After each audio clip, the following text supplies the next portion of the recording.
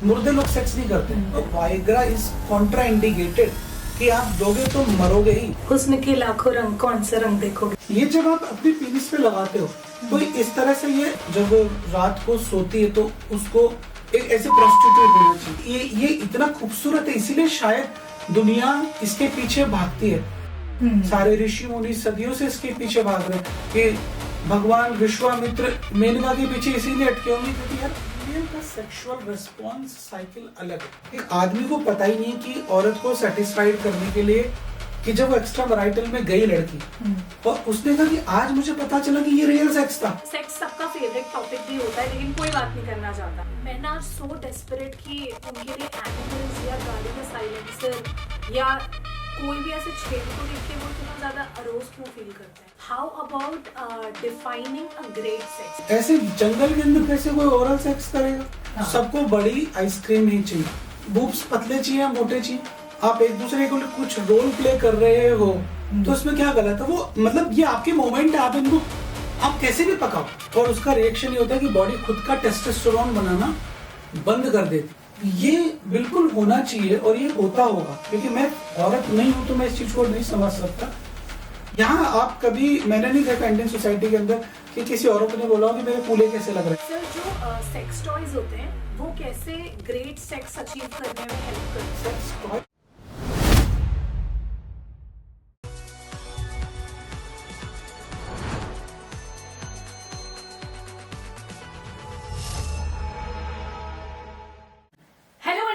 Once again to the आयर show. एक नए एपिसोड में आपका बहुत बहुत स्वागत है। आज हम जिस टॉपिक के बारे में बात करने वाले हैं बहुत ही ओवररेटेड, मिसअंडरस्टूड और टैबू टॉपिक है, सेक्स।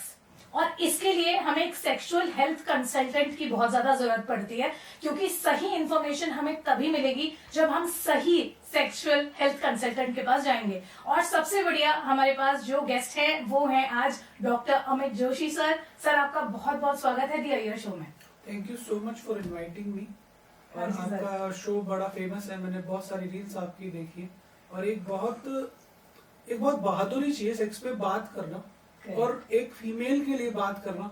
ये एक बहुत बड़ा करेज है जो आई थिंक अभी कहाँ से लाई ये करेज मुझे नहीं पता। सर, आप ही से। आपका चैनल देखा मैंने और उसमें जो कंटेंट आपने बताया मुझे लगता है आज के टाइम पे बहुत इम्पोर्टेंट है कि हम वोकल हों सेक्स के बारे में बात करने में, क्योंकि जब हम छोटे थे तो हमको बताया नहीं जाता था ये सारी चीजें कि नहीं इस बारे में बात नहीं करना। आई रिमेम्बर जब हम स्कूल में भी थे तो वो चैप्टर्स को आगे कर दिया जाता था कि सेक्स डिटर्मिनेशन नहीं, ठीक है पढ़ लिया हो गया। एग्जैक्टली क्या है क्या नहीं है किसी को नहीं पता। तो मुझे लगता है बहुत इंपॉर्टेंट है कि हम क्लियरली इस बारे में बात करें जो हमें बहुत सारी प्रॉब्लम से बचा सकता है, बहुत अच्छी लाइफ जीने में मदद कर सकता है। और सेक्स सबका फेवरेट टॉपिक भी होता है, लेकिन कोई बात नहीं करना चाहता। तो इसीलिए मैं चाह रही थी सर कि हम कुछ आज ऐसा प्रोडक्टिव कॉन्वर्सेशन करें जो बहुत सारे हाउस होल्ड में लोगों के काम आएगा। तो मेरा सबसे पहला क्वेश्चन ये रहेगा सर कि कौन सी एज सबसे आइडियल होती है सेक्स के लिए? सेक्स की सबसे आइडियल एज क्या है? ये एक ऐसी बात आपने पूछी कि खाना खाने के लिए सबसे आइडियल एज क्या है? आपका जो पेट है यदि वो फूड की डिमांड कर रहा है और उसको प्रॉपर फूड मिल जाए तो वही उसके लिए आइडियल टाइम है खाना खाने का। लेकिन जो सेक्स है, जब हम पैदा होते हैं तब से सेक्स चालू होता है। जब हम पैदा हुए तो लिखा सेक्स मेल फीमेल, तो जिस दिन से हम पैदा हुए हमारी सेक्सुअलिटी चालू हो जाती है। अब जैसे जैसे हम एजिंग में जाते हैं 12-13 साल के होते हैं तो सेकेंडरी सेक्सुअल कैरेक्टरिस्टिक डेवलप होता है। दाढ़ी का आना, लड़कियों का ब्रेस्ट डेवलप होना, बच्चों की जो पेल्विक एरिया है पीनिस के आसपास बाल आने लगते हैं, तो ये सब एक सेक्सुअलिटी डेवलप होने लगती है। जैसे जैसे हम 15, 16, 17 साल के होते हैं तब हमारा एक सेक्सुअल लाइफ चालू हो जाता है। मैं जब मेरे जमाने की बात करूं तो शायद 18-19 ऐसा टाइम आता होगा कि जब हमारे हार्मोन्स पीक पे थे। लड़की को देखते ऐसा लगता था कि मतलब इससे दोस्ती कर ले। लेकिन आज जो मैं देख रहा हूँ लड़कों में तो 14-15 साल के बच्चे भी मुझे ऐसा लगता है कि they are sexual active and they are coming to me for sexual problems. So मुझे लगता है कि एक सेगमेंट है सेक्स का जो है करीब 17-18 से चालू होता है और 30-35 तक ये सबसे बेहतरीन समय होता है। अपने सेक्सुअल लाइफ के जो सेक्सुअल फ्रूट को खाने का। हम्म। बट ऐसा नहीं कि जो 35 या 40 या 45 का हो गया वो फ्रूट नहीं खाएगा। हम्म। ये डिपेंड करता है उसके एपेटाइट पे, वो कितना खा सकता है, उसने अपने आप को कितना मेंटेन किया हुआ है। So there is no age for sex. Okay. How about defining a great sex according to you? Good question ये है कि इसका सबसे बेहतरीन आंसर ये कि गुड सेक्स क्या है। गुड सेक्स वो है जिसके अंदर मैं और मेरा पार्टनर दोनों सेक्सुअल प्लेजर को फील कर पाए, सेक्सुअल फैंटेसी को जी पाए, सेक्सुअलिटी के अंदर रहें। तो एक गुड सेक्स ये नहीं कि आपने एक एक्ट को पूरा कर लिया, आप ओयो में गए, आपने 1000 रुपए दिए और आप सेक्स करके आ गए। This is not a good sex. Good sex वो है कि जब आप सेक्स में जा रहे हो तो उसमें प्रॉपर कम्युनिकेशन है, उसमें प्रॉपर फोर प्ले है, उसमें जो फीमेल है उसके अंदर कोई फियर नहीं है, उसके अंदर कोई डर नहीं है, लड़के के अंदर कोई डर नहीं है, और उस मोमेंट को वो एंजॉय कर रहे हैं। तो वो ऐसा मोमेंट है जिसको देख के लोगों को लग रहा है कि हाँ यार ये इतना खूबसूरत है, इसीलिए शायद दुनिया इसके पीछे भागती है। सारे ऋषि मुनि सदियों से इसके पीछे भाग रहे हैं कि भगवान विश्वामित्र मेनका के पीछे इसीलिए अटके होंगे क्योंकि यार this is really a good fruit. Correct. अच्छा डॉक्टर अमित, जब ऑर्गेज्म की बात आती है तो जब लड़कों का इजैकुलेट होता है तो समझ में आ जाता है कि वो ऑर्गेज्म तक पहुंच गए हैं, लेकिन बहुत सारी लेडीज स्टैटिस्टिक्स से बताती हैं जो जानती ही नहीं है ऑर्गेज्म तक पहुंचने का क्या मतलब होता है। तो व्हाई इज इट सो कि women are you can say that for women it is difficult to feel that orgasm? देखो, सबसे पहला जो फीमेल एनाटॉमी है वो डिफरेंट है मेल से। मेल जो है उसके अंदर बड़ा क्लासिकल साइन है, वो जाएगा। अब वो चाहे 1 मिनट सेक्स करे या 1 घंटा सेक्स करे, फाइनली उसको एजैकुलेट होना है। एजैकुलेशन हुआ, पिक्चर खत्म होगी। फीमेल का सेक्सुअल रिस्पॉन्स साइकिल अलग है। उस सेक्सुअल रिस्पॉन्स साइकिल के अंदर जो फेजेस हैं वो मेल सेक्सुअल रिस्पॉन्स से डिफरेंट है। तो फीमेल के अंदर फोरप्ले और ऑर्गेज्म इसका बहुत बड़ा रोल है। कई फीमेल्स ऐसी हैं जिनमें एक बीमारी भी होता है जिसको हम बोलते हैं एनऑर्गाज्मिया, मतलब वो सेक्स को एंजॉय करेंगी, लंबे समय तक करेंगी, जितनी देर चाहो उनके साथ एक्ट कर लो, बट उनको ऑर्गेज्म नहीं आएगा। तो ये एक बीमारी भी है एनऑर्गाज्मिया। कितनी देर सेक्स कर लो, वो सेक्स के प्लेजर को फील करती रहेंगी आपके साथ, क्योंकि सेक्स का जो स्टेज है प्लेटू स्टेज, प्लेटू स्टेज के बाद स्टेज आता है ऑर्गेज्म, वो प्लेटू स्टेज में ही रहती है। बाकी की जो फीमेल्स हैं उनके अंदर सेक्सुअल ऑर्गेज्म नहीं आने के जो दूसरे रीजन है वो ये है कि एक आदमी को पता ही नहीं कि औरत को सेटिस्फाइड करने के लिए सिर्फ पेनिट्रेशन ही नहीं चाहिए, उसके लिए ऑर्गेज्म के में आने के लिए बहुत सारी अलग चीजें भी हैं। मोस्ट ऑफ फीमेल्स जो है 60 to 70% फीमेल्स है उनको ऑर्गेज्म आता है क्लाइटोरियल स्टिमुलेशन से। वो क्या होता है फिर? जो वजाइना है, वजाइना के ऊपर एक क्लाइटोरिस है, it's a kind of female penis. जब लड़का और लड़की पैदा होते हैं तो एनाटॉमी सेम है, वो एक सेल है जो उसको लड़की बनाएगा, इसको लड़का बनाएगा। तो मेल में तो वो पीनिस बन जाता है और स्त्री में वो बन जाता है क्लीटोरिस। तो जब उसको जब वो सेक्सुअली एक्टिव होती है तो क्लीटोरिस जो होता है एक आधे मटर जैसा स्ट्रक्चर होता है। ड्यूरिंग फोर प्ले वो बिल्कुल इरेक्ट हो जाता है लाइक मेल पेनिस। तो आप यदि गौर से देखेंगे तो इरेक्ट हो जाएगा, दैट इज फीमेल पीनिस। अभी जो मेल है उसमें टेस्टिकल बन जाएगा और फीमेल में लिप्स बन जाएंगे, वेजाइनल लिप्स, जो वेजाइना को ढका हुआ है। हाँ। तो most of females are getting orgasm by stimulating clitoris. और आदमी क्या है, उसका इंटरेस्ट क्या है, पेनिट्रेशन। उसको ये लगता है अंदर डालूं और जल्दी से लग जाऊं सेक्स में। उसको फोर प्ले में कोई इंटरेस्ट नहीं है। कि एक फीमेल है उसको उस स्टेज पे पहुंचने में 15 से 20 मिनट लगते हैं, लेकिन जो मेल है उसका टारगेट होता है फटाफट से कपड़े उतारे, पेनिट्रेट किया, एक्ट फिनिश करके कपड़े पहन के अपने अपने घर जाना है। या यदि वो रियल लाइफ में भी है, मैरिड लाइफ में भी है, तो जल्दी से जल्दी सेक्स करना, और sex is like a pill for sleep, sex किया सो गए, तो उसका इंटरेस्ट ही नहीं है। दूसरा जो फीमेल है, जो यदि हम इंडियन सोसाइटी की बात करें, वो फीमेल जो है वो सेक्स को लेके इतनी एजुकेटेड भी नहीं है। कि यदि हम बात करें कि शादी से पहले यदि उसने कभी एक्ट ही नहीं किया है, तो उसके लिए एक्ट ही फर्स्ट टाइम है, तो उसको पता ही नहीं है। उसको पता ही नहीं कि चिकन बनता कैसे। यदि कोई वेजिटेरियन है, तो अब आज जब वो पहली बार खाएगी तो उसको पता ही नहीं चलेगा कि एक डिफरेंट फूड वो खा रही है। तो ये एक रीजन है कि सेक्स एजुकेशन नहीं है लोगों के बीच में। इसीलिए शायद हम बात कर रहे हैं, आपने कहा कि हमें बात करनी चाहिए। उनको पता ही नहीं चलता। मेल जो है उसके अंदर कोई सेक्सुअल प्रॉब्लम भी है तो वो छिपाने की कोशिश करता है। वो फीमेल को एजुकेट ही नहीं होने देता कि ये रियल सेक्स क्या है।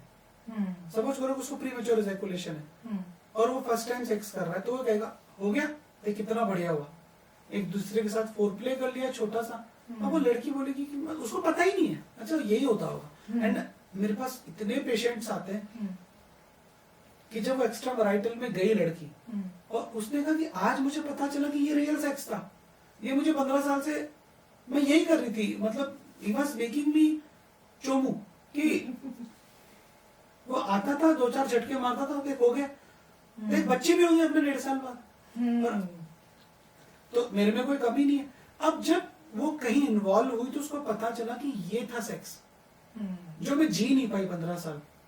तो उसमें हमारे मेल का भी गलती है और उसमें बड़ी गलती फीमेल की भी है, क्योंकि उसको एजुकेशन ही नहीं है। भाई आप किसी को एजुकेट, आपके लिए आज इतने रिसोर्सेज हैं, आज से 50 साल पहले रिसोर्सेज नहीं थे। मेरी कॉलेज लाइफ में रिसोर्सेज सिर्फ एक पोर्नोग्राफी की कैसेट हुआ करती थी। आज हर आदमी के पास मोबाइल है, उसमें पढ़ सकता है, एआई। तो यदि कहीं ना कहीं फीमेल ऑर्गेजम नहीं आ रहा है तो इसमें फीमेल भी रेस्पॉन्सिबल। बट इसके जो मेन रीजन है वो यही है, एक तो एनऑर्गाज्मिया हो सकता है और दूसरा फोरप्ले कम है। मेल यदि अर्ली इजैकुलेट हो रहा है तो वो उसको ऑर्गेजम आएगा ही नहीं। सर ऐसे 3 कौन से मतलब टर्न ऑफ्स होंगे एक वुमेन के लिए जो मेल को नहीं करने चाहिए ड्यूरिंग सेक्स? देखो सबसे पहला कि यदि जो फीमेल है उसको ऐसा लग रहा है कि वो डिसअपॉइंटिंग हो रही है सेक्स के, तो सबसे पहला तो बॉडी इमेज, हाइजीन कैसा है मेल का, कि यदि वो आती है, वो आदमी आ रहा है, उसके मुंह में अभी स्मोक करके आया या दारू पी के आया, तो मुझे नहीं लगता कि कोई भी एक नॉर्मल फीमेल उसको अप्रिशिएट करेगी। मतलब यदि कोई औरत प्याज के पराठे खा के आ रही है, कच्चा प्याज खा के आ रही है, तो मुझे नहीं लगता कि बहुत अच्छी सेक्सुअल फैंटेसी आएगी। तो एक तो होता है हमारा बॉडी इमेज क्या है, आप क्या खा के आ रहे हो। दूसरा हाइजीन क्या है। कई फीमेल्स जो होती है वो फीनी की होती है हाइजीन के लिए। तो अभी मेल है, उसने कभी अपने पेल्विक एरिया के अंदर बाल ही साफ नहीं करे, उसके बाल इतने लंबी लंबी जुल्फे हैं, तो उसको उसकी फैंटेसीज तो इतनी है कि मेरे को ओरल सेक्स मिले, लेकिन ऐसे जंगल के अंदर कैसे कोई ओरल सेक्स करेगा।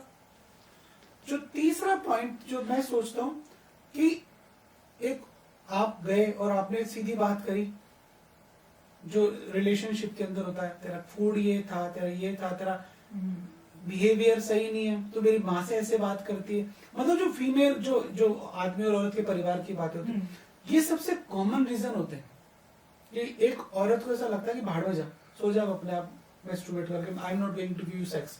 सो these 3 main reasons what I feel. अच्छा, a very major question sir जो मेरे दिमाग में आता है कि sex is a mutual act, है ना? तो जितना एक आदमी को चाहिए वो उतना ही एक औरत को चाहिए। But why do male consider it like a trophy कि मुझे आज सेक्स मिला, तो भाई तुझे मिला तो जिसके साथ तूने किया उसको भी मिला ना।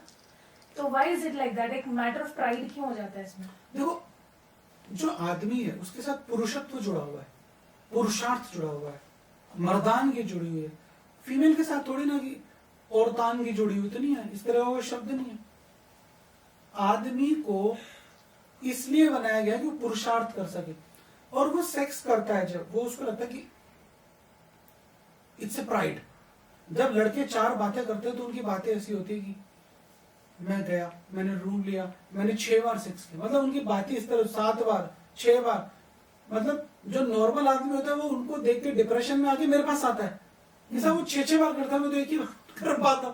तो दिस इज थिंग। बट कभी भी मेल और फीमेल की यदि बात करें तो अब एक बात बताइए कि फीमेल ने खाना बनाया, how was food, how is food, आज कैसा बना खाना। कभी आदमी बोलेगा कि आज तुम बताओ आज मैंने पनीर की सब्जी बनाई कैसी बनी। तो वो आदमी और औरत अलग अलग कंटेंट है, तो वो जो प्राउड है, जो प्राइड है, वो मेल के साथ जुड़ा हुआ है और ये उसका मतलब ये उसके सिर का ताज है सेक्स। यदि उसको एक औरत बोल दे कि यार तूने आज क्या किया है, I didn't like this shit, तो अपने आप को किसी को दिखा के डिप्रेशन में आ जाएगा।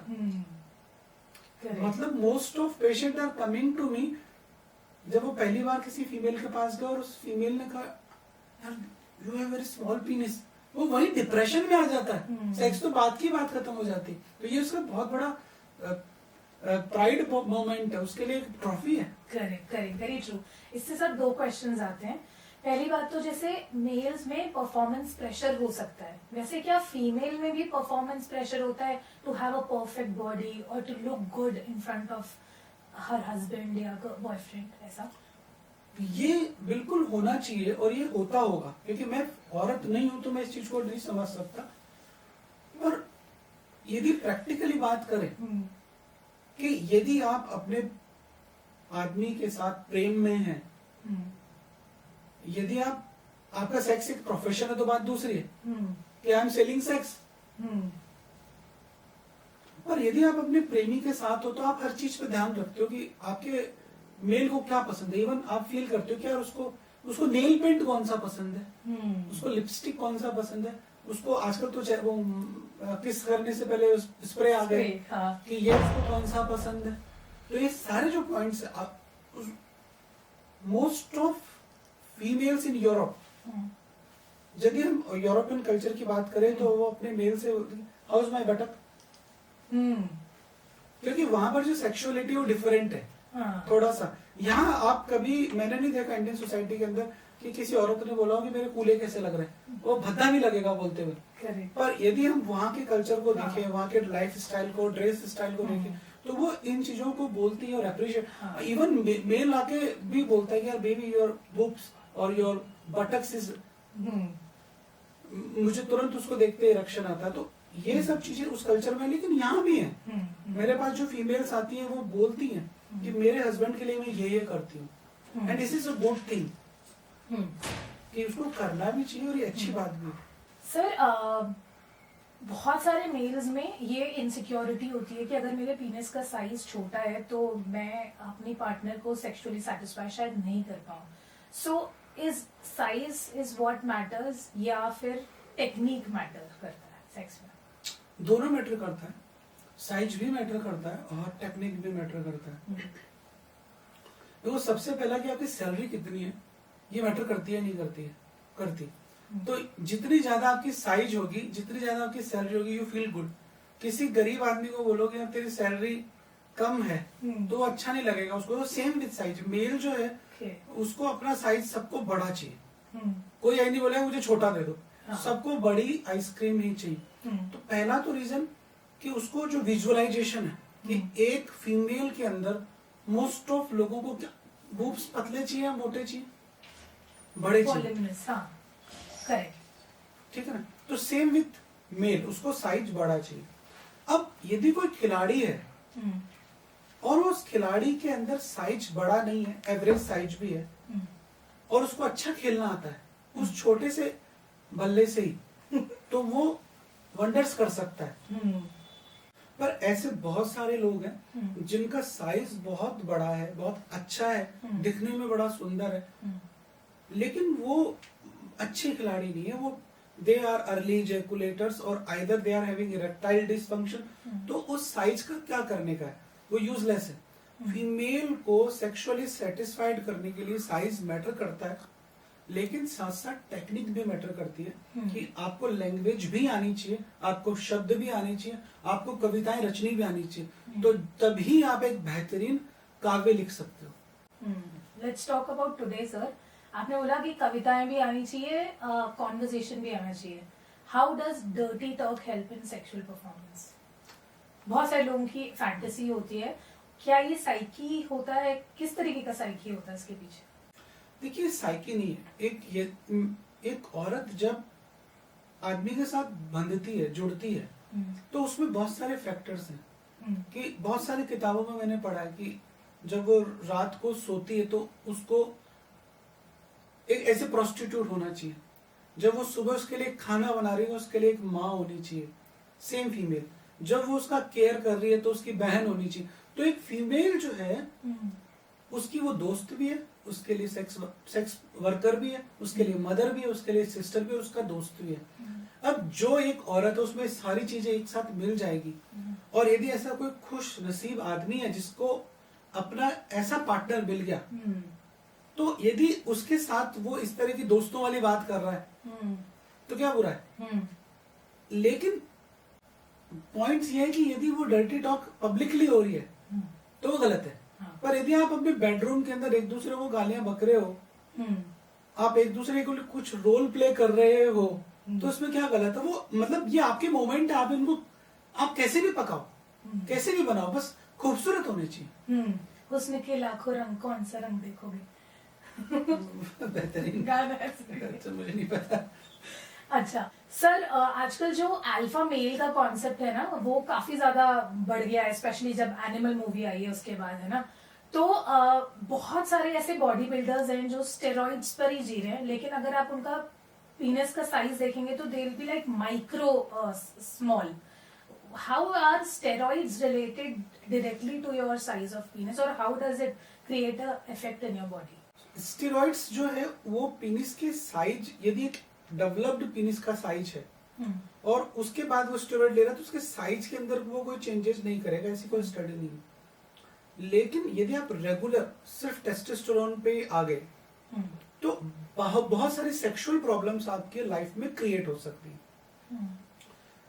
इवन जो स्टेरॉइड्स हैं they are treatment of hypogonadism. ऐसे लोग जिनके माइक्रो पीनिस हैं, बचपन के अंदर टेस्टिकल डेवलप नहीं हुए हैं, तो उनमें हम टेस्टोस्टेरोन देके ही उन लोगों को साइज को बड़ा करते हैं, टेस्टिकल के साइज को डेवलप करते हैं, यदि अर्ली एज के अंदर हमें पता चल गया है तो। पर आपने जो अल्फा मेल की बात करी, हम उस अल्फा मेल पे यदि आए तो ऐसे बहुत सारे लोग हैं जो नाउ डिपेंडेंट ऑन स्टेरॉइड्स, कि उन सबको सिक्स पैक चाहिए, उन सबको मसल मास चाहिए। उसको डेवलप करने के लिए वो प्रोफेशनल अनक्वालिफाइड जिम ट्रेनर्स के पास जाके स्टेरॉइड्स ले लेते हैं, और उनको पता ही नहीं कि डोज क्या होना चाहिए, शेड्यूल क्या होना चाहिए, कब लगना चाहिए, कैसे होना चाहिए। वो सब ऋतिक तो बनना चाहते हैं, पर ऋतिक का मुझे नहीं लगता कि जो ट्रेनर है उसकी फीस कितनी हाई होगी।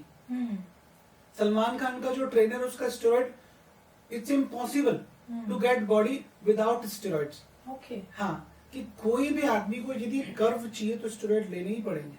अच्छा, इवन फीमेल्स को भी लेने पड़ेंगे, बाकी नहीं तो फिर आप सुनील शेट्टी जैसे लगोगे। तो यदि आपको स्टेरॉइड के बिना बॉडी बनाना लगभग इम्पॉसिबल है, यदि आपको ट्रेन करना है अपने आप को। लेकिन यदि आप ले रहे हो तो बहुत हाईली क्वालिफाइड डॉक्टर्स के साथ ही आपको ये चीजें करनी चाहिए। ये नहीं कि आप किसी ट्रेनर के पास गए, उसने बताया कि ले लिया, तो वो गलत करता है। जब लोग इस तरह से स्टेरॉइड लेने लग जाते हैं तो सबसे पहला इफेक्ट ये आता है कि जो बॉडी होती है उसमें आपने टेस्टोस्टेरोन इंजेक्ट किया, तो इस टेस्टोस्टेरोन को बॉडी ऐसे फॉरेन बॉडी मानती है, और उसका रिएक्शन ये होता है कि बॉडी खुद का टेस्टोस्टेरोन बनाना बंद कर देती है। उसको ऐसा लगता है कि बॉडी में ऑलरेडी टेस्टोस्टेरोन बढ़ा हुआ है, तो वो नेचुरल वे में जो हमारे टेस्टिकल है वो टेस्टोस्टेरोन बनाना ही बंद कर देता है। तो ऐसी कंडीशन के अंदर जो हमारा टेस्टिकल है, जो कि लगभग हमारी गोल्फ की बॉल जैसा होता है, वो मटर के दाने जैसा हो जाता है, क्योंकि वो श्रिंक हो जाते हैं, इसे बिल्कुल इतने से हो जाते हैं। तो ऐसी कंडीशन के अंदर उसका स्पर्म बनना बंद हो जाता है, इनफर्टिलिटी हो जाती है। बिकॉज ऑफ नेचुरल वे में जो टेस्टोस्टेरोन गया तो डिजायर कम हो जाती है, सेक्सुअल डिजायर कम हो जाती है, क्योंकि आपने जो भी टेस्टोस्टेरोन लिया वो किस लिए लिया, बॉडी बनाने के लिए। तो बॉडी तो बन गई, लेकिन फिर आप सेक्सुअली इनकम्पिटेबल हो जाते हो, आप सेक्सुअली मतलब अच्छे नहीं रहते हो। और जैसे ही टेस्टोस्टेरोन लिया you feel good for sex, और जैसे उसका हाफ साइकिल खत्म हुआ, उसका लाइफ लाइन खत्म हुआ, अगेन आपको सेक्स में दिक्कत आने लगती है। जैसे मेरे पास सैकड़ों पेशेंट आते हैं जिनको टेस्टोस्टेरोन लगाते हैं क्योंकि उनकी बॉडी ने टेस्टोस्टेरोन बनाना बिल्कुल बंद कर दिया, तो ये हमारी मजबूरी है उनको टेस्टोस्टेरोन देना। बट यंग एज के जो लड़के हैं जिनका नेचुरल टेस्टिकल है, नेचुरल बॉडी टेस्टोस्टेरोन आ रही है, उनको इस तरह का बेवकूफी बिल्कुल नहीं करना चाहिए। कि सर ड्यूरिंग सेक्सुअल क्रेविंग और बिफोर दैट जो मेल बॉडी होती है वो आई थिंक टेस्टोस्टेरोन्स रिलीज करती है, तो उसी तरीके से फीमेल की बॉडी कौन सा हार्मोन रिलीज करती है और मेल और फीमेल में किस तरीके का डिफरेंस देखा जा सकता है बिफोर सेक्सुअल क्रेविंग? देखिए सेक्सुअल हार्मोन्स जो है वो मेल और फीमेल दोनों में सेम है।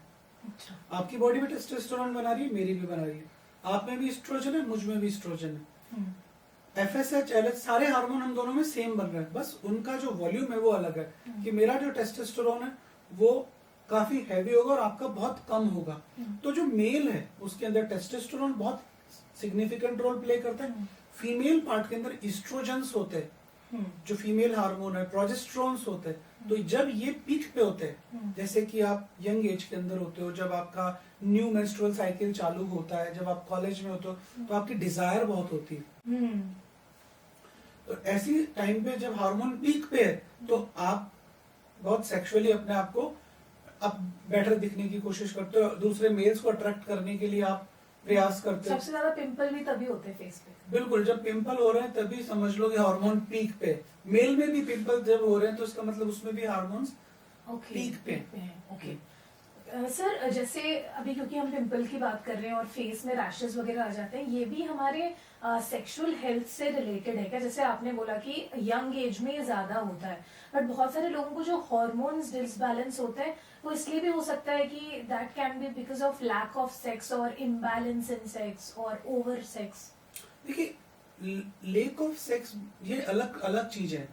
ओवर सेक्स जो है इसमें पिंपल्स नहीं होगा फीमेल के, थकावट महसूस होगी, क्योंकि यदि आप एक्सेस में एक्ट कर रहे हो, चाहे वो मेल हो या फीमेल, तो sex is a basically heavy energy consuming process. मुर्दे लोग सेक्स नहीं करते, कैलोरीज बर्न होती है, बहुत ज्यादा कैलोरीज बर्न होती है यदि आप बहुत अच्छा सेक्स कर रहे हो तो। और मेरा ये मानना है कि एक बेहतरीन सेक्स वो 7 सेक्स के बराबर है जो आप बार बार करे जा रहे हो। तो यदि आप और आपका पार्टनर उस लेवल पे पहुंच गए सेक्सुअलिटी के कि आप और आपके पार्टनर जब उस एक्ट में घुस रहे हैं तो फिनिश तभी कर रहे हैं जब आप दोनों उस लेवल पे आ गए कि यार अब तो मरने वाली स्टेज आ गई अगली। उस लेवल को अचीव करने में बहुत टाइम लगता है, और उस लेवल पे यदि आप आ गए तो एक एक्टिव बहुत बेहतरीन होता है। जैसे मैंने ओशो की किताब में पढ़ा है कि यदि आप एक बार लंबा एक्ट कर लेते हो, वो मेडिटेशन वाली स्टेज में आ जाते हो, तो आप अगले 7 दिन तक आपको सेक्स की नीड ही नहीं होती। यदि आपने वो मेडिटेशन का लेवल 1 मिनट का मेडिटेशन आपने उस एक्ट में ले लिया है तो वो ही है कि आप दोनों किस लेवल के प्लेयर बन गए हो, उस पर डिपेंड करती है बहुत सारी चीजें। बाकी पिंपल्स मेरे तो कभी भी हो जाते okay, let's talk about extra time condom sir. ऐसे बोलते हैं कि जो एक्स्ट्रा टाइम कॉन्डम्स होते हैं वो आपके इंटरकोर्स के टाइम को डिले करने के लिए होता है, but again the problem remains ना कि किसको जरूरत पड़ रही है एक्स्ट्रा टाइम की, जो नॉर्मली उतना ज्यादा परफॉर्म नहीं कर पा रहा है। तो डू यू थिंक कि ये एक तरीके से कैमोफ्लेज करने की बात है परफॉर्मेंस को, या इसको नेगेटिव और पॉजिटिव दोनों वे में आप कैसे देखते हो? देखो एक्स्ट्रा टाइम कॉन्डोम जो है उसका जो पहला तो कॉन्डोम कोई भी हो, यदि आप कॉन्डोम लगा रहे हो तो आपका जो पीनिस है उसकी सेंसिटिविटी कम हो जाएगी और आपका टाइम बढ़ जाएगा। ये जरूरी नहीं कि आप एक्स्ट्रा टाइम कॉन्डोम ही लगाओ। हर चीज का एक पॉजिटिव पॉइंट होता है, एक नेगेटिव पॉइंट होता है। कि यदि आज आप बैंकॉक जा रहे हो और आपने एक्स्ट्रा टाइम कॉन्डोम लगा के अपने पैसे वसूल कर लिए तो कोई दिक्कत नहीं है, पर यदि आप रेगुलर पार्टनर के साथ हो और आपने इसको हैबिट बना लिया है तो ये गलत है। कभी कभी टाइमिंग बढ़ा लेने में कोई दिक्कत नहीं है, पर आप एक कमजोर खिलाड़ी हो और सिर्फ उसी पर डिपेंडेंट हो जाओ तो वो गलत चीज है। उससे आप नेचुरली उस सेक्स को फील नहीं कर पाओगे। दूसरा, एक्स्ट्रा टाइम कॉन्डोम के कुछ साइड इफेक्ट्स है। पहला कि आप का जो बेसिक प्रॉब्लम है उस पे कभी काम ही नहीं करने लगोगे। दूसरा, एक एज तक तो हमारा पीनिस जो है वो हार्ड रहता है, स्ट्रॉन्ग रहता है, तो वो एक्स्ट्रा टाइम कंडोम को झेल जाता है उसके, क्योंकि सेंसेशन लॉस हो गया।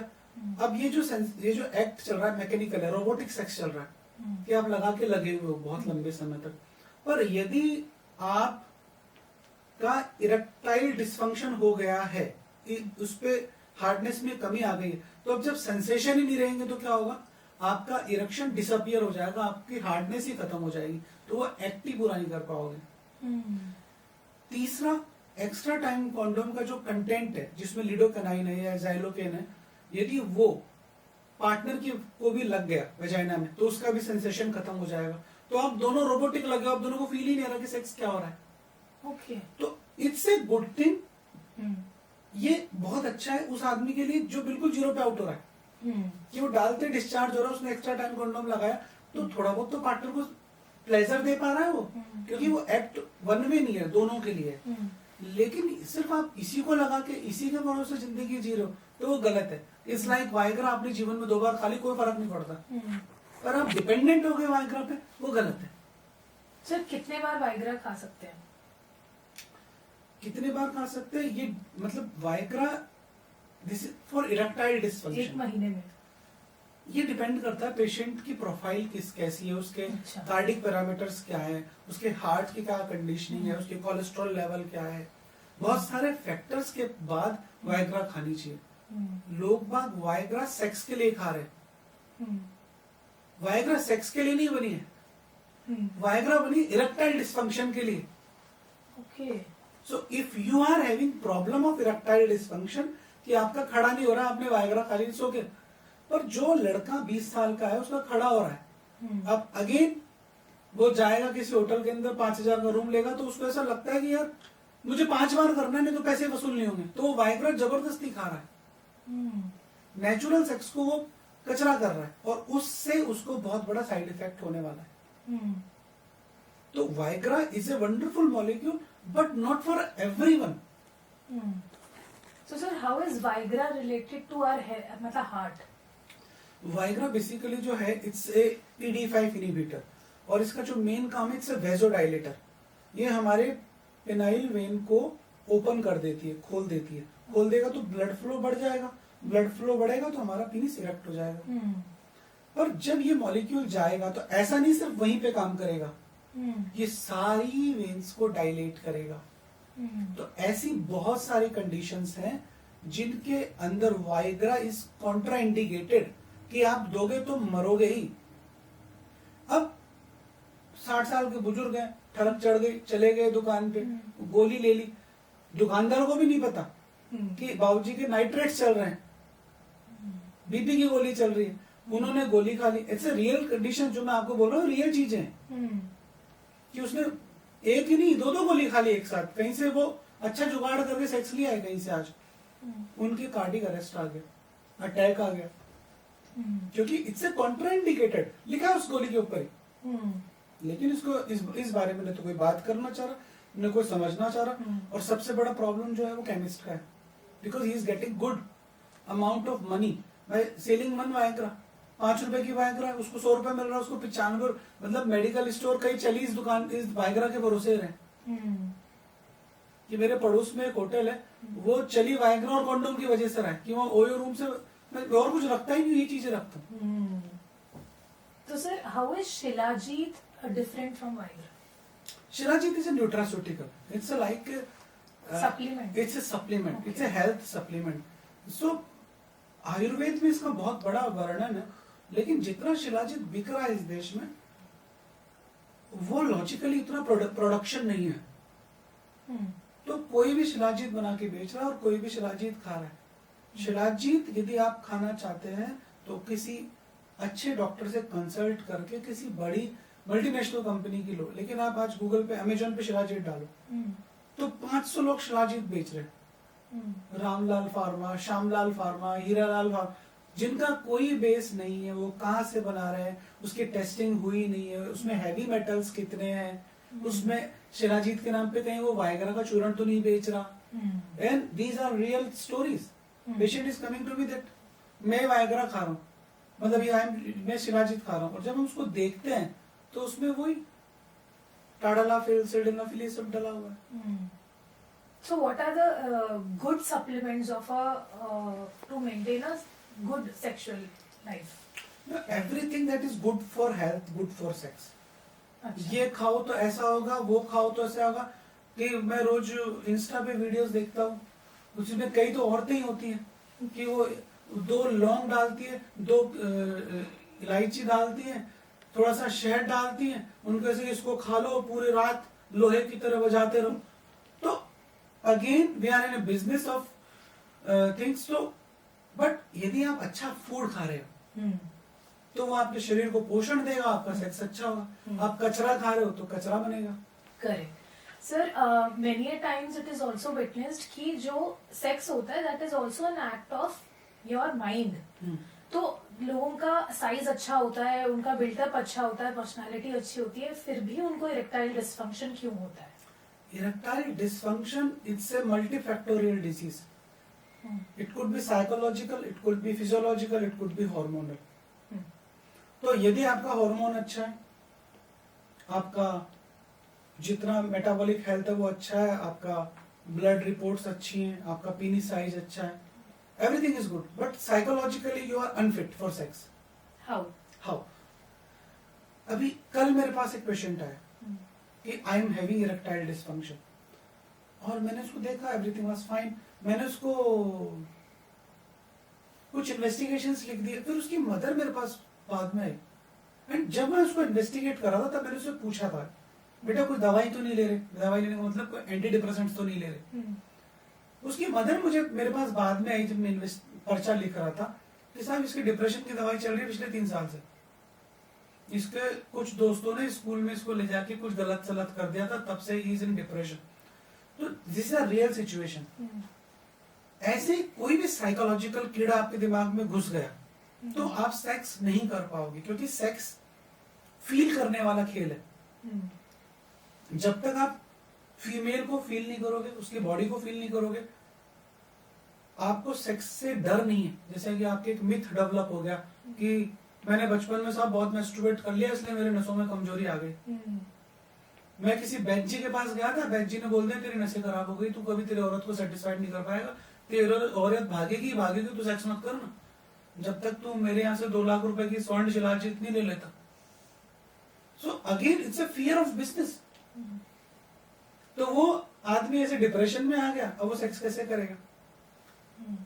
यदि फीमेल पार्टनर है, आज मारवाड़ी हूं मैं, मारवाड़ियों की शादी में करोड़ों रुपए लगते हैं, अभी बहुत खूबसूरत फीमेल पार्टनर है, लड़का बहुत हाईली इंटेलिजेंट आदमी, पर उसको पता ही नहीं सेक्स कैसे करना है, उसको पता ही नहीं सेक्स एजुकेशन क्या है, उसको पता ही नहीं है कि पेनिट्रेट कैसे करते हैं, उसने जीवन में कभी अपनी पीनिस की चमड़ी को पीछे नहीं किया। तो जब वो एक्ट करने जाएगा तो वो बॉडी उसके सामने कुछ नहीं है। उसका सेक्स एजुकेशन सिर्फ सनी लियोनी थी। आज वो एक रियल औरत को देख रहा है तो उसको पता ही नहीं कि करना क्या है। वो बूब्स को भी ऐसे ऐसे कर रहा है जैसे दूध बेचने वाले हॉर्न दबाते हैं। उसको पता ही नहीं कि बूब्स को कैसे फोर प्ले करना है, उसको ये पता नहीं कि वजाइना को कैसे टच करना है। वो वजाइना पे टच करता है तो उसको फील आती है कि यार ये तो इससे तो सुसु करती है औरत, उसको बदबू आती है, तो अजीब सी फीलिंग आके वो वहां से निकल लेता है। And means coming to me, मैंने कहा तुमने फोर प्ले में क्या किया? मैंने सिर्फ ऐसे पुच्छियां कर दी थी, हाउ विल इसके इरेक्शन आएगा? तुमने कभी फिंगरिंग करी फीमेल के? नहीं सर, वहां से तो बदबू आती है। मतलब he is having some problem is brain, तो वो सेक्स कैसे करेगा? उसको वजाइना में से स्मेल आ रहा हो सकता है, आ रहा हो, और बोलना चाहिए ना पार्टनर को कि यार आई फील बैड, जाके एक बार धोके आ जाओ। And every male want to do oral, यार मुझे ओरल चाहिए, पर जब वो फीमेल ओरल पे जाता है तो उसको बदबू आने लग जाती है। तो these are some psychological issues. It's a multifactorial disease. And psychology से कई लोग ऐसे होते हैं जिनका हार्मोन 0 है, जिनका 150 किलो के हाथी हो रहे हैं, पर उनमें सेक्स की ठरक इतनी अच्छी है कि वो कहीं पे भी सेक्स कर सकते हैं, क्योंकि उनका कॉन्फिडेंस बहुत हैवी होता है। That means obesity has nothing to do with sexual performance. Sex करना is a different thing. Okay. Sex का खिलाड़ी होना is a different thing. Cricket तो कोई भी खेल सकता है। तो ये नहीं कह रहा कि वो बहुत अच्छा सेक्स कर रहा होगा, पर सेक्स करना एक अलग चीज है, थरक को शांत करना एक अलग चीज है। Why do you think sir कि in India mostly men are so desperate कि उनके लिए animals या गाड़ी का silencer या कोई भी ऐसे छेद को देख के वो इतना ज्यादा अरोज क्यों फील करते हैं? It's a very good question basically, कि यदि वो कहीं पे भी कोई छेद देख लेंगे, कि मौसमी का संतरा भी देख लेंगे, तो उनको ऐसा लगेगा इट्स अ वजाइना। क्योंकि ये इमेज कहाँ से डेवलप आया, उसके पैदा होते तो किसी ने सिखाया नहीं था, ये उसने सोशल मीडिया से देखा, ये उसने मूवीज में देखा, ये उसके पास जो रोज गुंडों का जो दोस्तों का एक ग्रुप बना हुआ होता है वो रोज भेजते हैं, तो वो उसी तरीके से इसको इमेज करता है कि वो हॉर्न को भी ऐसा समझता है कि ये बूब्स होंगे, वो जो बलून्स होते हैं उनको वैसा फील करता है, दबा के देखता है कि ये किसी फीमेल के मैं बूब्स को छू रहा हूं। तो ये कोई क्राइम नहीं है, ये उसने देखा है। अब बेसिकली वो भूखा है तो उसको जो मिलता है वो उसके साथ खा लेता है। It's same with female. Female जो हॉस्टल्स हैं उनके अंदर बहुत सारा क्या बोलते हैं उसको, खीरा, ये सब पॉर्न आजकल तो बहुत सारे सेक्स टॉयज अब तो इजीली अवेलेबल है। जब हम हमारे कॉलेज टाइम की बात करें तो यही सारे रिसोर्सेज थे, बैंगन पतले वाले, ये सब यूज आते थे। Correct sir. जो सेक्स टॉयज होते हैं वो कैसे ग्रेट सेक्स अचीव करने में हेल्प करते हैं, या कोई अगर प्रॉब्लम है मेल को तो उसको ठीक करने में कैसे हेल्प करते हैं? तो वो सेक्स टॉयज है ना, again it's a controversial thing. ये जो डिवाइसेस है हमारी हेल्प के लिए हैं, तो यदि आप और आपका पार्टनर दोनों अपनी सेक्सुअल फैंटेसीज के अंदर इन्वॉल्व हो रहे हैं और उसको यूज कर रहे हैं, जैसे कि सपोज करो कि कोई डिवाइस है जिसमें वाइब्रेशन अच्छा हो रहा है, लेकिन उसका शेप इस तरह से कि वो क्लाइटोरिस पे भी लैंड करता हो, इस तरह से उसने, मैंने अपनी पेनिस पे इस तरह से उसको रिंग की तरह बांध लिया, पर ये नाग की तरह है और ये फीमेल की क्लाइटोरिस को भी टच कर रहा है, और यदि आपकी कोई सेक्सुअल फैंटेसीज है तो उस वक्त ये आपको बहुत स्टिमुलेट कर देगा। दूसरा, जब हम लोगों को देखते हैं, पॉर्न को देखते हैं कि लोग डिवाइसेस यूज कर रहे हैं, डिल्डोज यूज कर रहे हैं, और हम चाहते हैं कि हम भी उनको ट्राई करें, तो उस वक्त यदि आप इनको अपनी सेक्सुअल केमिस्ट्री में ला रहे हैं तो आपके सेक्सुअल एक्ट को बहुत बेहतरीन कर सकते हैं। अभी मेरे पास एक फीमेल पेशेंट आई और उसने मुझे बोला कि my husband is living in south Africa. मैं जिस जगह पे जॉब करती हूँ लोगों को ऐसा पता चल गया कि इसका पति 3 साल बाद आएगा, यंग, बिल्कुल यंग शादीशुदा लड़की। अब मैं क्या करूं, और मेरी सेक्सुअल डिजायर भी है, पर मैं अपने आप को स्पॉइल नहीं करना चाहती। आप क्या सजेस्ट करोगे? Sex toys. मैंने उसको यही बोला कि बेटा तुम सेक्स टॉय लो और सेक्स टॉय यूज करो, लेकिन जब भी सेक्स टॉय यूज करो या वो डिल्डो यूज करो तो अपने हस्बैंड के साथ जरूर रहना, चाहे टेलीफोनिकली रहो। आजकल तो व्हाट्सएप कॉल है, तो आप एक दूसरे के साथ सेक्सुअल उस मोड में चले जाओ। तो आपने उसको छुआ भी नहीं, किसी गलत काम को भी नहीं किया, उसने भी सेक्स को एंजॉय कर लिया और आपने भी कर लिया। तो मतलब वो बहुत बेहतरीन मोमेंट था कि कोई लड़की आके ये बोले कि यार मुझे स्पॉइल नहीं होना। ये मतलब आज के जमाने में बहुत कम हो गया है इस तरह की चीजें। दूसरा, बहुत सारे लड़के हमारे पास आते हैं जो कि बोलते हैं कि मेरे इरेक्टाइल डिसफंक्शन हो गया है, या ओवर मैस्टरबेशन की वजह से मेरा जो पिनाइल वेन्स है उनमें दिक्कत आने लग गई है, डायबिटीज की वजह से। तो हमारे पास बहुत सारे इस तरह के सेक्स टॉयज हैं जो हम रिकमेंड करते हैं कि आप इसको रेगुलर यूज करो। जैसे कि मैं आपको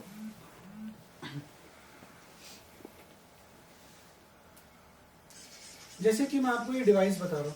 तो अब ये डिवाइस क्या कर रहा है, इसका नाम पियाजो इलेक्ट्रिक प्रो। ये जब आप अपनी पीनिस पे लगाते हो तो इस तरह से ये आपके जो पीनिस है उसकी मसाज करता है, और जो आपके पेनाइल वेन्स हैं उनको थोड़ा स्टिमुलेट करता है। जैसे कि जब आप it's a kind of new therapy, shockwave therapy. तो शॉकवेव थेरेपी का एक सेशन करीब 12 से 15 हजार रुपए का होता है। ये शॉकवेव थेरेपी की तरह ही काम कर रहा है, आपके पीनिस को इस तरह से स्टिमुलेट करता है। तो आपका जो पीनिस जब स्टिमुलेट होगा कंटिन्यूस 15 मिनट तक, तो उसमें ब्लड फ्लो बढ़ेगा, और आपका जो मैस्टरबेशन की वजह से जो कमजोरी आई है या डायबिटीज की वजह से जो आपके इरेक्शन में दिक्कत आ रही है, ये सब चीजें इंप्रूव होगा। तो sex toys are wonderful, but again अब आप मेस्टुबेटर कप लेके आ गए और रोज खुद मेस्टुबेट करने लग गए तो फिर वो आपके लिए नुकसान करेगा। आप एक लड़की हो, कॉलेज में पढ़ती हो और आपने डिल्डो से रोज अपने आप को सेक्सुअली स्टिमुलेट करना चालू कर दिया तो वो आपकी सेक्स लाइफ को खराब करेगा। तो सेक्स जो टॉयज है they are wonderful thing. Science जो है वो डेवलप होती है, उसका नुकसान भी है और फायदा भी है। अब आप किस तरीके से ले रहे हो वो ये। करेक्ट। अब सर जैसे जो लेडीज के बच्चे हो जाते हैं या जिनका वेजाइना एनलार्जमेंट हो जाता है तो उनके लिए भी कोई ऐसे ट्रीटमेंट होते हैं क्या so that they can get their vagina back in size और शेप? देखिए, दो तरह के ट्रीटमेंट होते हैं, एक तो सर्जिकल ट्रीटमेंट होता है, एक नॉन सर्जिकल ट्रीटमेंट होता है। तो जो नॉन सर्जिकल ट्रीटमेंट है जो वेजाइना को टाइट करेगा वापस से, वो लेजर्स होती हैं। देयर आर सम डिवाइसेस जो आप रेगुलर यूज करते हो, तो जब आप उसको वेजाइना में डालेंगे तो आप अपने पेल्विक एरिया को इस तरह से कंस्ट्रिक्ट करेंगे तो उससे जो पेल्विक एरिया की जो मसल्स है वो टाइट हो जाएंगी, तो जो आपकी वेजाइना है वो टाइट दिखने लगेगी। लेजर्स हैं, जैसे मेरे सेंटर के अंदर लेजर्स हैं, तो जब फीमेल हमारे पास आती है तो हम उसको अंदर से लेजर डाल के उसका वेजाइना को टाइट करने का प्रोसीजर्स करते हैं। दैट इज वह एक सर्जरी होती है जिसको वेजाइनोप्लास्टी बोलते हैं। तो उसके अंदर जो वेजाइना है उसको रिकंस्ट्रक्ट किया जाता है और वो टाइट हो जाती है, बिल्कुल नई जैसी हो जाती है। तो there are several methods. But again before going to any method आप इसको अपने आप भी सही कर सकते हो। Just do some kegels, some pelvic floor exercises. Sir how important it is to maintain the health of pelvic area का हेल्थ जो है यदि आप उसको मेंटेन करना है तो kegel exercise are very good, pelvic floor exercises are very good. 3 exercises हैं जो मुझे हर मेल और हर फीमेल में मुझे लगता है कि वो बेहतरीन है। आप रोज पुशअप्स करें, यदि आप कमजोर हैं तो हाफ पुशअप्स करें, वॉल पुशअप्स करें, पुलअप्स करें। पुलअप्स ऐसा लगता है कि आप खुद का वजन वेट नहीं उठा सकते तो जो मशीन पे वेट लगा लगा के आप पुलअप्स कर सकते हैं उसको धीरे धीरे बढ़ाएं। पुलअप्स, पुशअप्स और प्लैंक मुझे लगता है कि हर आदमी को करना चाहिए, इससे उसका एब्डोमेन भी सही रहेगा, पेल्विक एरिया भी मजबूत रहेगा। तो दीज आर 3 बेसिक थिंग। और सबसे बेस्ट थिंग है यदि आप 20 से 25 सूर्य नमस्कार कर लेते हो रोज के, तो उसके अंदर ये प्लैंक भी आ गया, पुशअप भी आ गया और आपका पुलअप भी आ गया। Okay sir, how unnatural is anal sex apart from hygiene? Anal sex basically इसके अगेन 2 पॉइंट है कि मैं इस चीज को इस तरह से मानता हूँ कि यदि मैं एज ए मेरे पॉइंट ऑफ व्यू से बात करूं कि एनल सेक्स एक बहुत बेहतरीन चीज है कि यदि एज ए डॉक्टर, यदि मैं एज ए डॉक्टर बात करूं कि लोगों को एनल सेक्स पसंद है, लोगों को इसकी एक बहुत बड़ी फैंटेसी है। और ये जो फैंटेसी है आज से नहीं, सदियों से। मैं ये बोलूं कि एनल सेक्स करना गलत है, ये मेरी पर्सनल ओपिनियन हो सकता है, पर यदि मैं अजंता एलोरा के टेम्पल्स की बात करूं, कोणार्क के टेम्पल की बात करूं, तो वहां पे एनल सेक्स है। तो हमारी प्रतिमाओं में ये चीज है। अब आप एनल सेक्स करने जा रहे हो तो आपको ये पता होना चाहिए कि यार इसको करना कैसे है।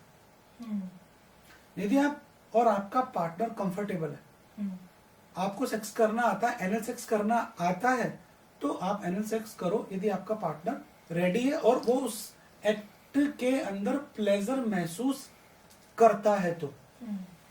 Should not be forced.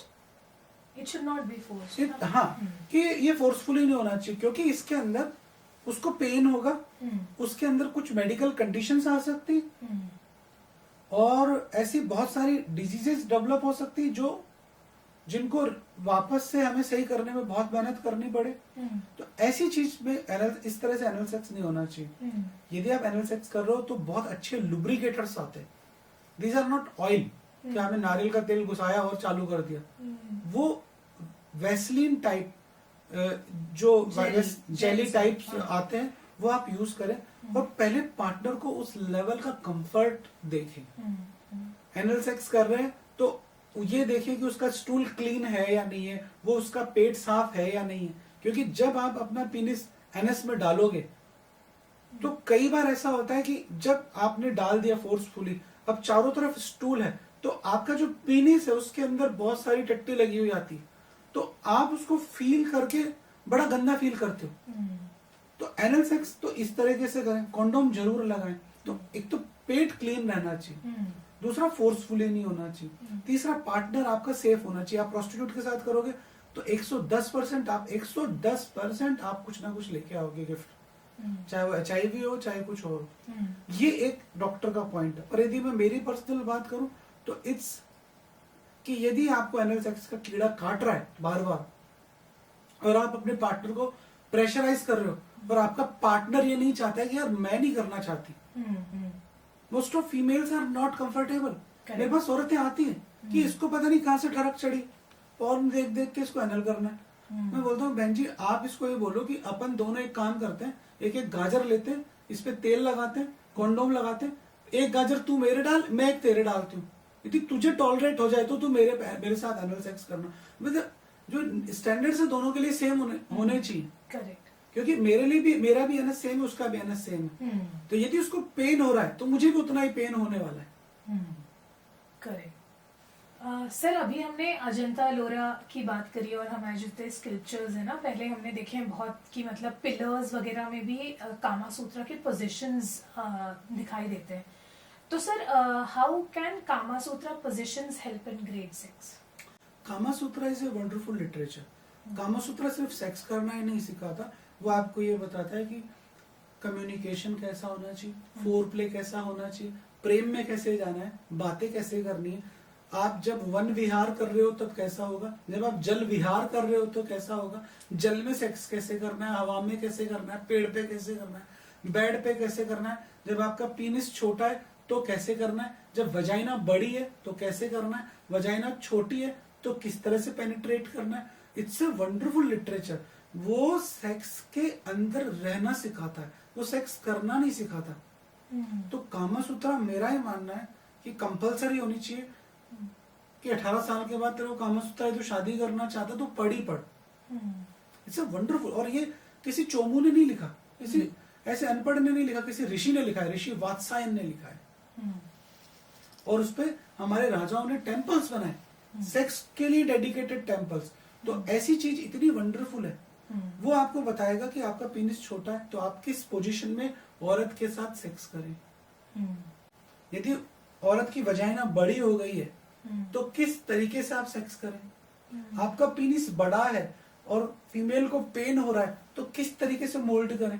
तो ये बेहतरीन साइंस है जो न तो इस दुनिया का कोई डॉक्टर बता सकता, कोई पेरेंट बता सकता, वो एक किताब है जो आपको बता सकती है। सर आजकल ये भी चीज देखी गई है कि जो लोग मल्टीपल सेक्सुअल पार्टनर्स रखते हैं उनका भी आफ्टर टाइम पहली बार तो सेक्स से मतलब इंटरेस्ट खत्म हो जाता है और आफ्टर टाइम वो बहुत नम फील करने लगते हैं या कंपैरिजन आ जाता है कि उनका एक्स अच्छा था या प्रेजेंट में जिनके साथ है वो नहीं है। तो डू यू थिंक कि मल्टीपल सेक्सुअल पार्टनर्स रखने की वजह से भी सेक्सुअल प्लेजर में फर्क आ सकता है ओवर द टाइम? देखिए मल्टीपल सेक्सुअल पार्टनर जो है वो आपकी सेक्सुअल फैंटेसी है कि जैसे आपका एक सरकारी बैंक में अकाउंट है, एक प्राइवेट बैंक में अकाउंट है, तो जहां आपको अच्छा लगता है वहां जाके ऑपरेट कर लेते हो। जो इस तरह के लोग होते हैं जो मल्टीपल सेक्सुअल रिलेशनशिप में होते हैं, पहला तो सोसाइटी के लिए सही नहीं होते क्योंकि आप स्पॉइल कर रहे हो सोसाइटी को। आपका बच्चा या आपकी बच्ची इस तरह से करे तो मुझे नहीं लगता आपको अच्छा लगेगा। पर यदि ऐसी कोई कंडीशंस है कि आपको घर में प्रॉपर सेक्स नहीं मिल रहा है, आपका वाइफ के साथ कलेश चल रहा है, 5 साल से डिवोर्स में हो, 10-15 साल से आप अदालतों में लड़ रहे हो, अलग अलग रह रहे हो, तो आप किसी सेक्सुअल रिलेशनशिप में चले गए तो it's okay. But if you are a hunter कि मेट्रो में जा रहे हो तो वहां कोई सेट कर रहे हो, ऑफिस में जा रहे हो तो वहां कोई सेट कर रहे हो, मतलब हर जगह सेट कर रहे हो, ये गलत है। ये सेक्सुअलिटी को खराब करता है, सेक्स को खराब करता है। सर ये जो एक्सट्रीम लोग होते हैं जैसे आपने कहा कि मल्टीपल पार्टनर्स होते हैं, उनके बॉडी में क्या टेस्टोस्टेरोन ज्यादा होते हैं इसीलिए उनकी ऐसी साइकोलॉजी बन जाती है? नहीं मैडम, मैंने सबसे ज्यादा टेस्टोस्टेरोन देखा आर्मी के लोगों में and they are very discipline. Testosterone से इस चीज का कोई फर्क नहीं पड़ता, ये आपकी सोच पे डिपेंड करता है कि एक 60 साल का बुढ़ा एक 10 साल की लड़की के साथ रेप कर रहा है और अखबार में आ रहा है कि ऐसा हुआ है, या एक 20 साल के लड़के ने 65 साल की महिला के साथ रेप किया, तो ये टेस्टोस्टेरोन नहीं, it's a criminal tendency. You are mentally unfit, you are not good for society. Okay sir, what is the reason behind younger boys getting attracted to older women?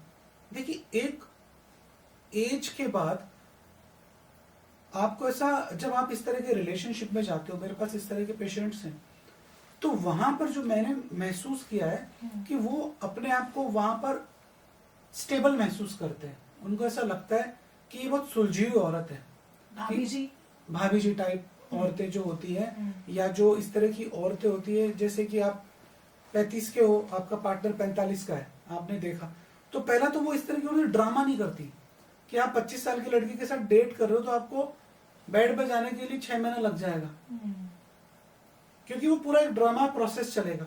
जब आप इस तरह के प्रोसेस में हो तो फटाफट से आपको एक तो सेक्स मिल जाएगा। दूसरा, ऐसे बहुत सारे लड़के होते हैं जो फाइनेंशियली उन पर डिपेंडेंट हो जाते हैं कि भाभी जी को बहुत अच्छा सेक्स मिल रहा है, तो वो उस लड़के को फाइनेंशियली हेल्प भी करती है। जैसे मैंने एक मूवी में देखा था जिसमें इमरान हाशमी किसी फीमेल को, जिम के ट्रेनर था, तो वो उसको गाड़ी वाड़ी गिफ्ट करती। तो इस तरह की चीजें होती है।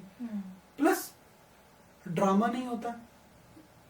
ये जो फीमेल है ये एक्सपीरियंस्ड है, तो ये उस आदमी को काम कर देती है। ओके, इट्स ओके, तुम्हारा इरेक्शन नहीं हो रहा, कोई बात नहीं, 1 घंटे बात करेंगे। उसको कोई झिझक नहीं है दूसरे सेक्सुअल एक्सपीरियंसेस में, लाइक ओरल सेक्स, ये बाकी की जो सेक्सुअल फैंटेसी। तो मैच्योरिटी का लेवल जो है वो चेंज हो जाता है। इसलिए कई लोग अपने से ज्यादा उम्र की औरतों के साथ सेक्स करना पसंद करते हैं या उनके साथ रिलेशनशिप में रहना पसंद करते हैं। ओके सर, जैसे सेक्स तो बहुत ही प्राइवेट मोमेंट होता है ना, तो जैसे बहुत सारे लोग जो थ्रीसम या ग्रुप सेक्स की फैंटेसी रखते हैं, तो वो तो फिर बहुत पब्लिक और बहुत नाइव बात हो जाती है ना, तो उसके पीछे की साइकी क्या होती है? सबसे पहले तो साइकी होता है कि आप उस चीज को रोज देख रहे हो, आप रोज पॉर्न देख रहे हो। कि यदि आज आप फीमेल हो और आप एक ऐसी जगह पे पहुंच जाओ जहां पर सारी औरतें एक दूसरे के साथ फोरप्ले कर रही हो, सारी औरतें एक दूसरे के साथ लेस्बियन वाले बिहेवियर में हो, तो आपको कहीं ना कहीं ऐसी फीलिंग आ जाएगी जिस दिन सेक्सुअल नीड्स पूरी करनी होगी कि I think I should try this. तो जब आप पॉर्न देखते हो कि वहां थ्रीसम हो रहा है, एक आदमी 3 औरतों के साथ सेक्स कर रहा है, या 3 लोग एक दूसरे के साथ सेक्स कर रहे हैं, या ग्रुप में सेक्स हो रहा है, तो आप ये सोचते हो यार it's a wonderful thing, I think I should try. तो ये जो नया चीज, नया एक्सपेरिमेंट करने की जब आप कोशिश करते हो, तो इसको ये रीजंस होते हैं कि ये साइकोलॉजिकली नया कुछ करते हैं, आज कुछ नया करते हैं, तूफानी करते हैं। तो इस तरह से आप तूफानी लोग, 3-4 तूफानी लोग मिल लेते हो तो ये तूफान चालू कर देते हो। सोसाइटी में इस तरह के कई लोग हैं, कई ग्रुप्स हैं जहां पर ये चीजें बहुत कॉमन है। रेव पार्टी और रिसोर्ट्स में चले जाते हैं, वो क्या बोलते हैं उसको, जो क्या बोलते हैं, फार्म हाउसेस में जाके सारे ग्रुप वाले एक दूसरे की बीवियों के साथ सेक्स कर रहे हैं एंड दे आर हैप्पी। कई जगह पे तो वो आई मास्क लगा देते हैं जिससे कि एक दूसरे को पहचान नहीं पाए कौन किसके साथ सोया।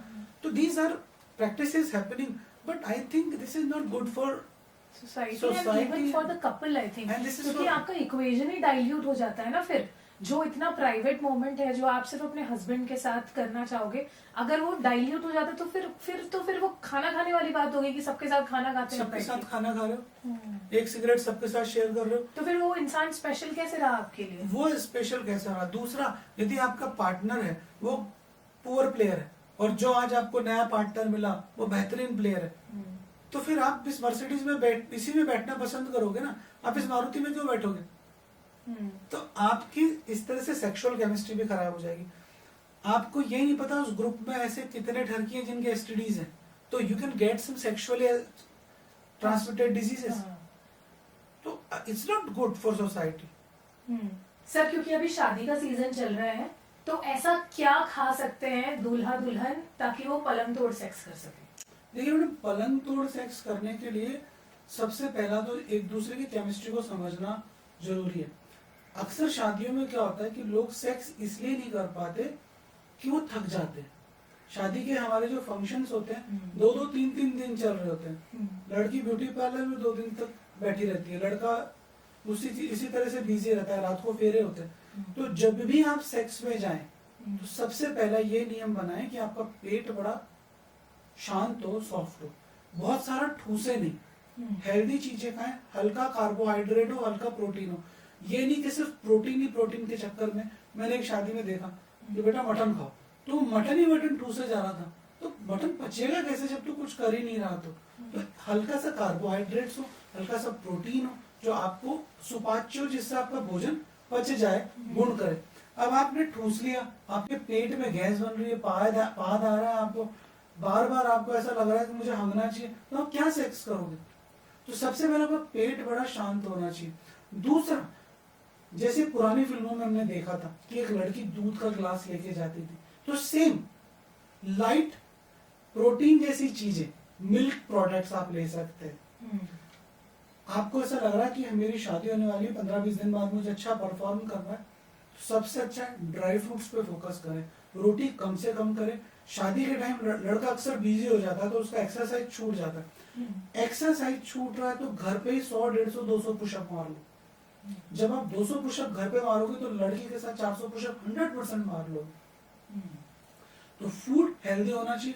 न्यूट्रास्यूटिकल्स आप ले सकते हैं, जो कि अश्वगंधा है, शिलाजीत है, कोंच के बीज है, जो नेचुरल, जो सदियों से आ रहे हैं। पुराने जमाने में लोग गोंद के लड्डू खाते थे, मेथी के लड्डू खाते थे, शिलाजीत अश्वगंधा के लड्डू खाते। ऐसी चीजें चालू करें।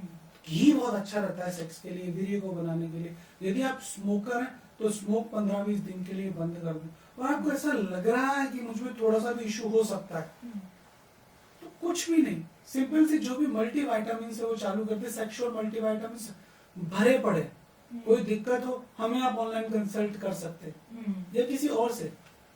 कोई वायग्रा लेने की जरूरत नहीं। आप पलंग तोड़ सेक्स नहीं, आप घर तोड़ सेक्स करते हो। आप सेक्स करेगा तो पूरा मोहल्ला जानेगा कि भाई ने आज सेक्स किया। ठीक है सर।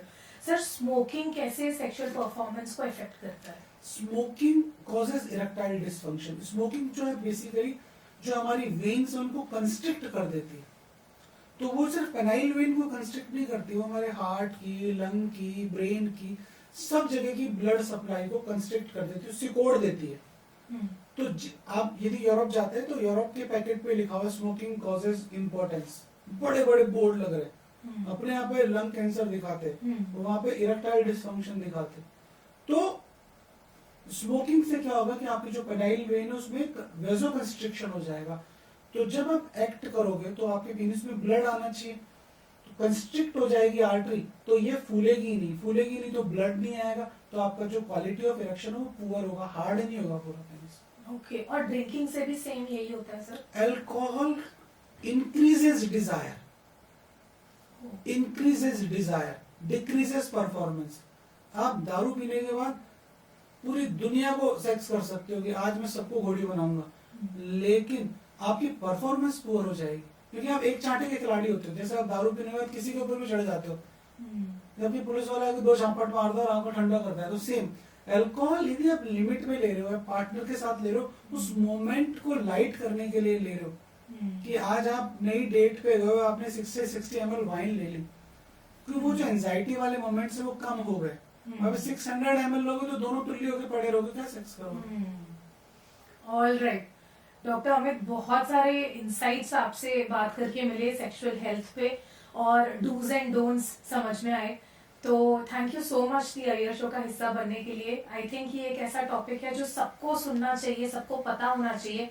जितना एजुकेशन इम्पोर्टेंट है उतना ही सेक्सुअल एजुकेशन भी इम्पोर्टेंट है। और थैंक यू सो मच, एक बार फिर से कहना चाहूंगी आपका कि आपने इतनी अमेजिंग बेहतरीन इन्फॉर्मेशन दी सेक्स हेल्थ पे। Thank you so much. Thank you sir.